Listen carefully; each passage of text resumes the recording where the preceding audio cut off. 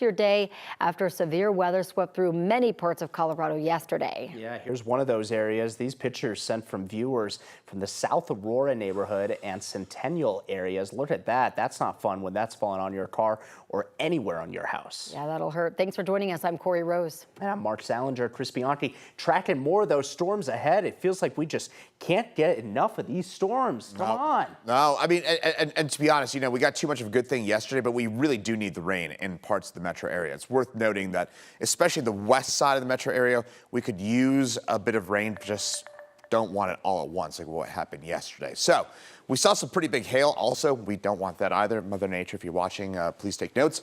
We saw a golf ball-sized hail in Parker yesterday. We don't like that. Ping pong ball-sized hail in Foxfield, Arapahoe Park, and Castle Rock, about $half-sized hail, and the 1-inch diameter hail that's about the size of core that we saw out in Watkins and Bennett Strasburg yesterday. Meantime, today, mid-80s for us. Clouds will increase. Storms between about 2 and 6 p.m. But if you go outside right now, you can just feel it is extremely muggy out there, and that's going to set the stage for some of these localized downpours and the potential for some of that larger hail. Now, this is not going to be as high of a severe weather threat day as Saturday was. You might remember Saturday, Eastern Plains.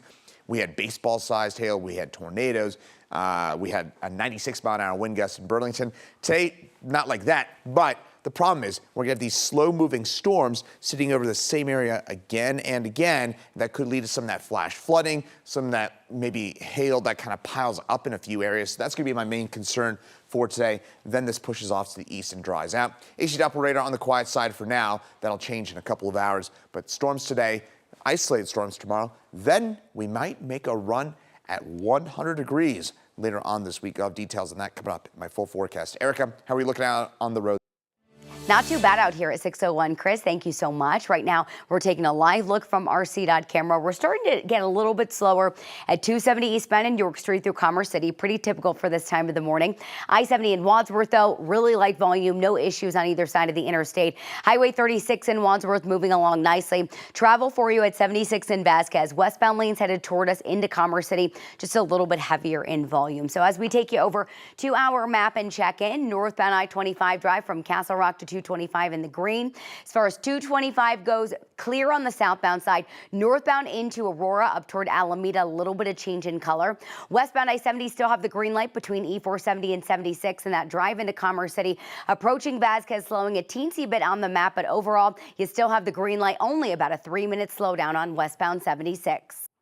Today, Denver City Council will consider granting $1 million to provide better behavioral health for people experiencing homelessness. 9 News reporter Courtney Yoon joins us live from Denver. And Courtney, right now they need more staffing. Good morning, Corey and Mark. The Colorado Coalition for the Homeless says that they need more staff for their behavioral health care at their properties. Right now, they say the need is outpacing the amount of work that their staff can accommodate. If City Council approves this $1 million in funding, the money will go to hiring 2 to 3 additional staff members, as well as to improve the internet in one of their buildings. This would help people experiencing homelessness access telehealth. Right now, people are waiting a couple of days before seeing a behavioral health specialist. Kathy Alderman with the Colorado Coalition for the Homeless hopes if the money is approved, it could help hundreds of people. By being able to provide this breadth of services, we're really meeting residents where they are with the issues that they need to help with so that they can stabilize and stay in housing long term. The Denver Department of Public Health believes that this funding will pass, but if it doesn't, the coalition says that they will continue looking for solutions. Live in Denver, Courtney Yoon, 9 News. All right, we'll see what happens with that funding. Courtney, thank you.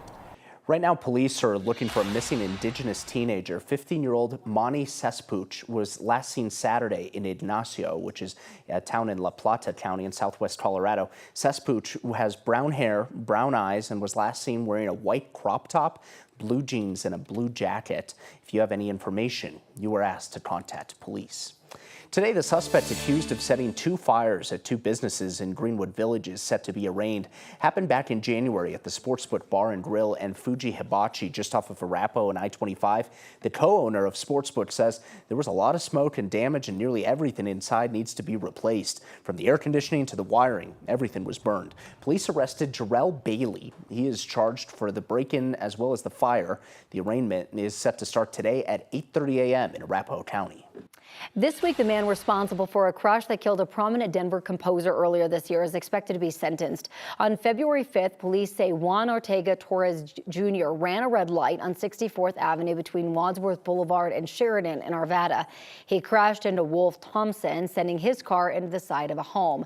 Thompson was killed in the crash, and his two children were inside the car as well. They were taken to the hospital, one with serious injuries. Last month, Ortega Torres pleaded guilty to DUI vehicular homicide and 2 counts of DUI vehicular assault. His sentencing is set for Tuesday. This morning, we've learned that one of the 2 people rescued over the weekend on the Roaring Fork River has died. The Pitkin County Sheriff's Office says 2 rafts capsized near Basalt Whitewater Park this weekend. Pitkin County Emergency Dispatch got the call just after 2 p.m. on Saturday. Several agencies found the rafters and pulled them from the water. Officials say a 74-year-old man was one of them. He later died at the hospital. The other person who was rescued was treated at the scene. The Sheriff's Office there wants to remind everybody that whitewater rafting and enthusiasts going out on the river, that it's a dangerous time of year. All that's rapidly changing conditions because of all the snowmelt. We've already seen several deaths in rivers and lakes so far this spring. Right now, there are still warnings in place about rivers running high and fast. Golden police are limiting swimming and tubing in Clear Creek. The city says the water just isn't safe. The city wants to remind people Clear Creek is not a lazy river float. It is naturally flowing and it can be dangerous. There are also temporary new park hours and rules in place at Aurora Reservoir. They're also banning alcohol, and park rules already prohibit loud music. Leaders say they're going to be strict about enforcing these rules and will increase security patrols on the weekends. Right now, Wyoming is under a state of emergency, and a critical highway linking Idaho and Jackson, Wyoming, collapsed this weekend. This is a look at the aftermath of what officials are calling a catastrophic landslide. Wyoming's governor says Teton Pass will be closed indefinitely. The state's Department of Transportation officials say that they first saw a crack in the road on Thursday, tried to repair it, then closed it again. Officials say that no one was hurt in that landslide. It's a critical road connecting Jackson to towns in Idaho where a lot of employees work in the tourism industry. The road closure will likely have a major impact on the summer travel season up there. Oh yeah, it's going to be a while till that's repaired. This morning, we have some new video of the moment a bull jumped over a fence and into a crowd of people. Take a look. You can see the bull charge towards the fence, jump over it, and then escape from the arena. At least 3 people were hurt, but they're said to be in good spirits. Officials say it happened at the 84th Sisters Rodeo. It's a popular event that draws many of the nation's top cowboys and thousands of spectators. The bull was eventually captured and taken home the same night. Today, former President Donald Trump is expected to virtually appear before a probation officer. The former president was convicted on 34 counts of falsifying business records. Probation interview is required by the court and as part of his pre-sentencing report. Trump faces anywhere from probation to up to 4 years in prison. His sentencing is scheduled for July 11th. In just a few hours, jury instructions in Hunter Biden's trial are expected to be finalized. Closing arguments are scheduled to start soon after. Prosecutors rested their case on Friday. Biden's legal team has alerted the court that they want to make changes to the judge's proposed jury instructions. They want the judge to instruct jurors that, quote, Mr. Biden's response to the charges is that he never knowingly either possessed a gun when he thought of himself as a user of drugs or addicted to them, and he did not knowingly lie on a government form. The judge will likely decide on these issues in open court later today before the jury arrives. This month, the Supreme Court is set to rule on 2 major abortion cases with significant nationwide implications. It'll be the first time they've picked up the issue since their decision to overturn Roe v. Wade in 2022. The court is weighing whether to place more restrictions on the abortion pill mifepristone, including putting new roadblocks on access to that drug by mail. In the other case, the justices are considering whether a near total abortion ban in Idaho conflicts with a federal law requiring emergency medical care for patients, including pregnant women. The next ruling day that we could potentially have this ruling is Thursday. New this morning, the director of the UN's World Food Program says the distribution of its aid for Gaza through the U.S.-built pier has been paused. They say it's because of safety concerns amid the latest Israeli airstrikes on Gaza. 2 of the WFP's warehouses had come under rocket fire on Saturday. 1 person was hurt. They didn't say when its operations using that U.S. pier might resume. More than 200 Palestinians were killed during that attack on Saturday. Rescue operations for hostages being held by Hamas. The Israeli military said it spent weeks planning the operation and carried it out in daytime for the element of surprise. All 4 hostages were abducted from the Nova Music Festival on October 7th. This is just the 3rd time Israel's military has successfully rescued hostages. Right now, the Israeli government is under intense pressure to rescue the more than 100 hostages still held in the Gaza Strip. Right now, we don't know how many of the Palestinian deaths were civilians. An update this morning, Haiti's new appointed prime minister has been released from the hospital after being admitted yesterday for an undisclosed condition.